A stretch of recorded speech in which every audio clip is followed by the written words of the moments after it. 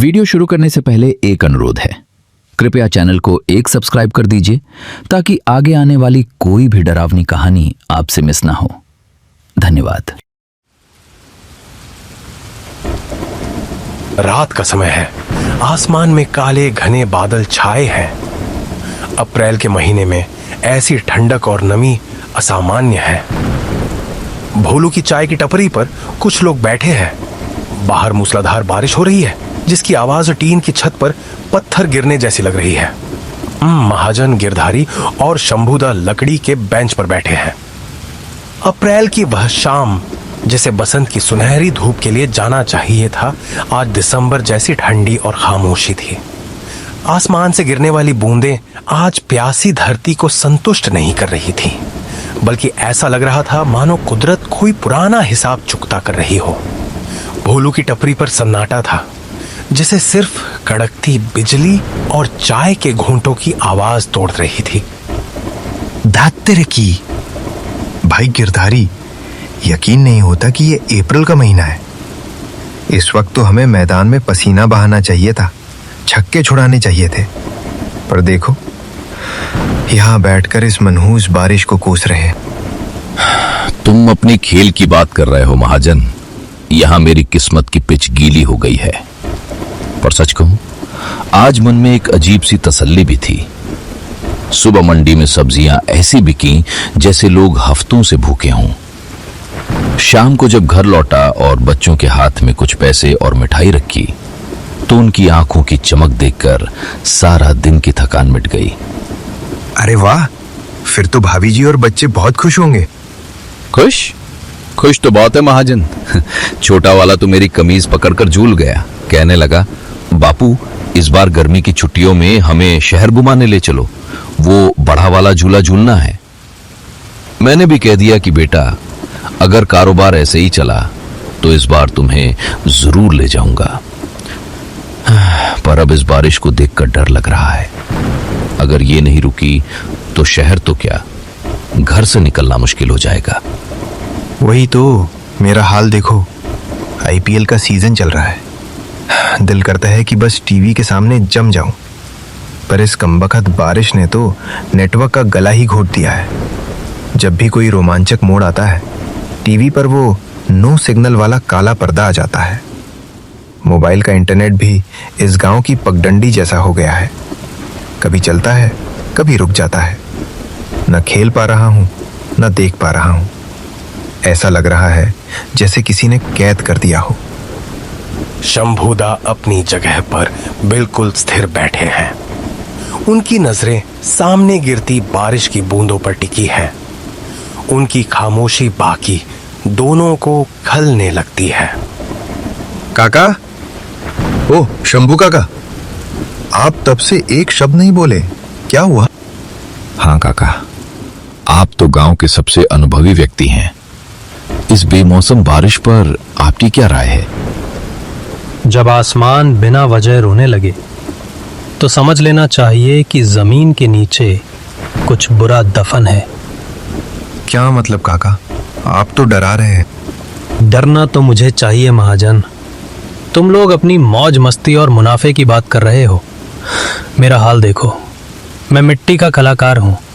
ये हाथ मिट्टी को आकार देते हैं और सूरज उन्हें ताकत देता है। पर इस अप्रैल के महीने में सूरज ने तो जैसे हमसे मुंह मोड़ लिया है। मेरे आंगन में रखे सैकड़ों कच्चे बर्तन इस बारिश की भेंट चढ़ गए। मिट्टी फिर से कीचड़ बन गई है। ये तो बहुत बुरा हुआ काका। आपका तो सारा कारोबार ही इसी पर टिका है।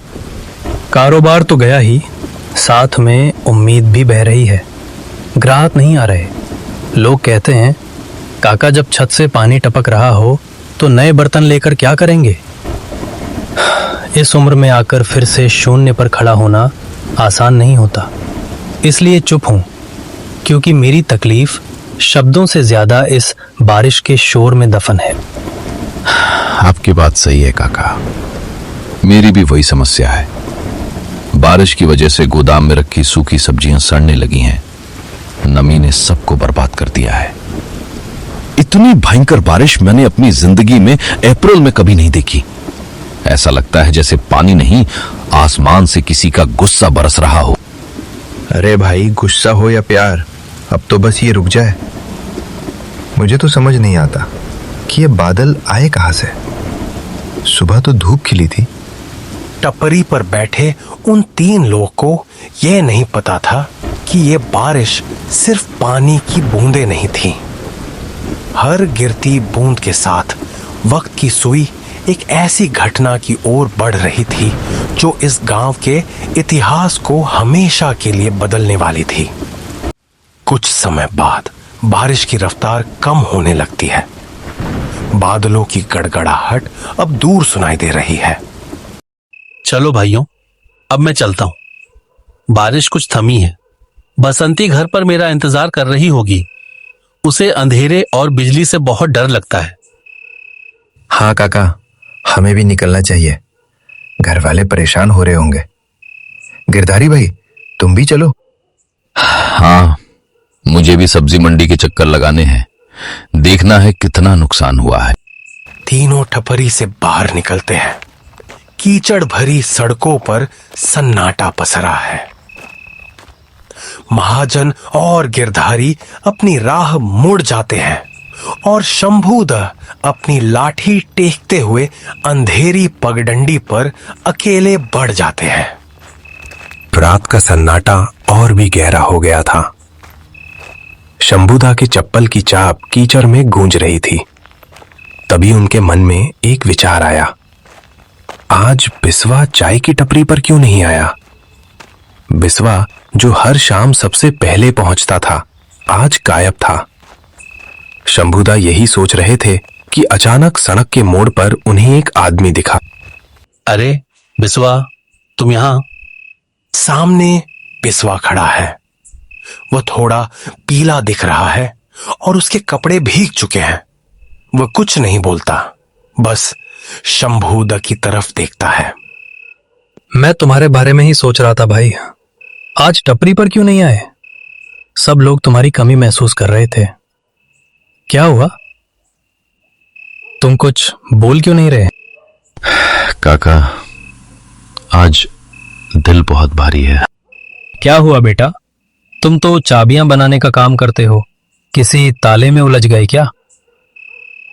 आज मैं नाथूराम के पास गया था काका। पिछला बहुत सारा पैसा लेना था उससे। उसने वादा किया था कि आज दे देगा। मेरी तबीयत कुछ दिनों से बहुत खराब चल रही है। डॉक्टर ने बड़े शहर जाने को कहा है। इलाज के लिए पैसों की सख्त जरूरत थी, पर नाथूराम ने साफ मना कर दिया। कहता है, पैसे नहीं है, जो करना है कर लो। वो लालची इंसान, उसे पता है कि तुम्हारी हालत ठीक नहीं है, फिर भी उसने ऐसा किया। कितने पैसों की जरूरत है तुम्हें? 1 लाख रुपए काका, बहुत बड़ी रकम है मेरे जैसे गरीब के लिए। बस इतनी सी बात। तुम चिंता मत करो बिस्वा, मैं तुम्हें वो पैसे दे दूंगा। मेरे पास कुछ जमा पूंजी है जो मैंने बुरे वक्त के लिए रखी थी। तुम्हारे इलाज से जरूरी और कुछ नहीं है।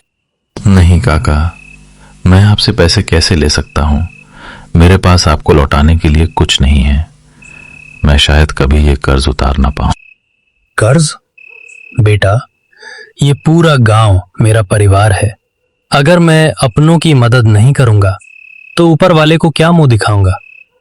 पैसे की फिक्र मत करो, बस अपनी सेहत का ध्यान रखो। शंभूदा और बिस्वा अंधेरी गलियों पर साथ साथ चल रहे हैं। बारिश अब पूरी तरह रुक चुकी है, लेकिन पेड़ों से गिरती बूंदें अभी भी किसी के रोने की आवाज जैसी लग रही है। शंभूदा बातें कर रहे हैं, लेकिन बिस्वा की आवाज और उसका शरीर कुछ अजीब सा लग रहा है। रात की खामोशी में सिर्फ शंभूदा की चलने की आवाज सुनाई दे रही थी। बिस्वा उनके साथ तो चल रहा था, लेकिन उसके कदमों की कोई आहट नहीं थी। हवा में एक अजीब सी ठंडक थी, ऐसी ठंडक जो हड्डियों तक को कपा दे। हार मत मानना बिस्वा, नाथूराम जैसे लोग तो आते जाते रहते हैं। इंसानियत अभी मरी नहीं है बेटा। कल सुबह होते ही मेरे पास आना, हम शहर चलेंगे और तुम्हारा सबसे अच्छे डॉक्टर से इलाज करवाएंगे। बसंती भी खुश होगी कि हमने किसी की मदद की। आप बहुत अच्छे हैं काका, काश सब आपकी तरह होते, पर दुनिया वैसी नहीं है जैसी दिखती है। दुनिया को छोड़ो, तुम अपनी बताओ। घर पहुंचकर सबसे पहले आराम करना और किसी भी चीज की जरूरत हो तो मुझे जरूर बताना। जी काका, बस सीने में दर्द है, अगर और किसी चीज की जरूरत होगी तो मैं आपको बता दूंगा। तभी बिस्वा के घर की गली करीब आ जाती है। बिस्वा अचानक रुक जाता है। काका आप चलिए, मुझे इस आगे वाली गली में घर में चाबी देनी है। बेचारे सुबह से परेशान होंगे, ताला नहीं खुला होगा उनका। मैंने वादा किया था कि आज दे दूंगा। अरे बेटा, इतनी रात को, और तुम्हारी तबीयत भी तो ठीक नहीं है। मेरे साथ घर चलो, कल दे देना। नहीं काका, जो काम अधूरा रह जाए वो इंसान को तड़पाता रहता है। बस 5 मिनट रुकिए, मैं उन्हें चाबी देकर सीधे घर आता हूं। आप दरवाजा खटखटाओ, भाभी इंतजार कर रही होंगी। बिस्वा अंधेरी गली की तरफ मुड़ जाता है। शंभुदा उसे जाते हुए देखते हैं और एक पल के लिए उन्हें ऐसा लगता है जैसे बिस्वा का शरीर हवा में धुंधला सा हो गया हो, पर वो इसे अपनी बढ़ती उम्र का वहम मानकर आगे बढ़ जाते हैं। शंभुदा बिस्वा के घर के बाहर खड़ी है। घर के अंदर से कोई आवाज नहीं आ रही। वो भारी मन से दरवाजा खटखटाते हैं। कुछ देर बाद दरवाजा धीरे से खुलता है। बिस्वा की पत्नी बाहर आती है। उसकी आंखें सूजी हुई हैं और चेहरा सफेद पड़ा हुआ है। अरे बेटा, तुम रो क्यों रही हो? देखो, मुझे सब पता चल गया है। मैं बिस्वा से रास्ते में मिला था। उसने बताया कि नाथुराम ने क्या किया, पर तुम चिंता मत करो, मैंने उससे बात कर ली है। उसके इलाज का सारा इंतजाम मैं करूंगा। वो अभी गली में चाबी देने गया है, बस आता ही होगा। बिस्वा की पत्नी शंभुदा की बातें सुनकर पत्थर जैसी जम जाती है। उसकी आंखों में एक ऐसा खौफ और दुख उभरता है जिसे देख शंभुदा का कलेजा कांप जाता है। काका, आप किससे मिलकर आ रहे हैं? अरे और किससे, तुम्हारे पति बिस्वा से। अभी तो साथ में यहां तक आए हैं। वो चाबी देने गया है आगे वाली गली में। काका, आप क्या कह रहे हैं? बिस्वा तो अब इस दुनिया में नहीं रहे। आज सुबह जब वो नाथुराम के यहां से लौट रहे थे तो रास्ते में ही उन्हें दिल का दौरा पड़ा और वो वहीं खत्म हो गए। शंभुदा के हाथ पैर कांपने लगते हैं। उनके पैरों तले जमीन खिसक जाती है। ये तुम क्या कह रही हो? वो तो मेरे साथ था। उसने मुझसे बातें की, उसने पैसे की बात की। अंदर आकर देखिए काका। घर के अंदर जमीन पर एक सफेद चादर से ढकी हुई लाश रखी है। नीचे बिस्वा का बेजान शरीर पड़ा था। हमारे पास इतने पैसे भी नहीं थे काका कि उनका अंतिम संस्कार कर सकें। मैं तो बस ये सोच रही थी कि अब मेरा और बच्चों का क्या होगा। नाथुराम ने हमें सड़क पर ला खड़ा किया। शंभुदा की आंखों से आंसू बहने लगे। उन्हें समझ आया कि बिस्वा की तड़प उसे वापस ले आई थी। वो आखिरी बार अपने परिवार के लिए मदद मांगने आया था। वो जो चाबी देने गया था वो शायद अपनी आजादी की चाबी थी। गांव का श्मशान घाट पर बारिश फिर से शुरू हो गई है। शंभुदा ने बिस्वा का अंतिम संस्कार अपनी जमा पूंजी से करवाया। पूरा गांव वहां मौजूद था, सिवाय एक शख्स के, नाथुराम। बिस्वा की चिता की आग अभी ठंडी भी नहीं हुई थी कि गांव में एक और खबर बिजली की तरह फैल गई। नाथुराम, जो कल तक अपनी तिजोरी पर कुंडली मारकर बैठा था, आज अपनी ही आलीशान हवेली के फर्श पर मृत पाया गया। अगले दिन महाजन शंभुदा काका के पास दौड़ते हुए आया। और फिर उनसे कहने लगा, काका, अनर्थ हो गया। नाथूराम मर गया। क्या? कैसे? कल तो वो बिल्कुल ठीक था। पुलिस कह रही है कि उसे भी दिल का दौरा पड़ा है। लेकिन अजीब बात जानते हैं क्या है? उसके कमरे के सारे ताले खुले हुए थे और उसकी मुट्ठी में एक पुरानी चाबी दबी हुई थी। वही चाबी जो बिस्वा बनाया करता था। कर्मा बेटा, कर्मा। जो जैसा बीज बोता है वैसे ही फसल काटता है। बिस्वा को पैसे की जरूरत थी इलाज के लिए और नाथूराम ने उसकी जान ले ली। आज कुदरत ने हिसाब बराबर कर दिया। उस रात के बाद अप्रैल की वो खूनी बारिश थम गई। शंभूदा ने बिस्वा के परिवार को गोद ले लिया। गांव वाले आज भी कहते हैं कि जब अप्रैल में बेमौसम बारिश होती है तो भोलू की टपरी पर आज भी 4 गिलास चाय रखी जाती है, क्योंकि कोई नहीं जानता कि अगली बारिश किसके हिस्से का इंसाफ लेकर आएगी।